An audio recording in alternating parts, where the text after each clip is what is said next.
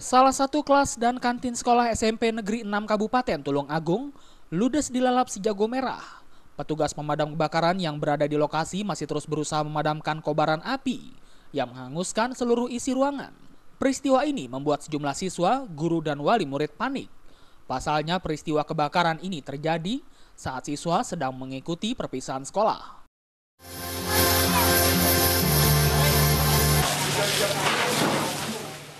Menurut keterangan saksi, kepulan asap pertama kali diketahui muncul dari kantin sekolah. Setelah itu api merambat hingga ke gedung sekolah dan membakar satu ruang kelas. Dugaan sementara kebakaran ini dipicu dari kompor gas tabung yang bocor. Kami analisa sementara tabung gas kelihatannya karena api besar kami datang itu dari kantin.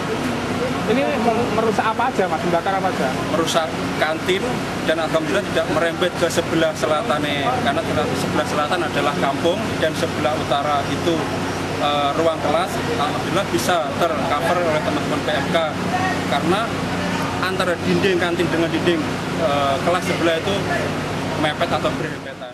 Tidak ada korban jiwa dalam peristiwa ini, hanya saja kerugian materi ditaksir mencapai hingga puluhan juta rupiah.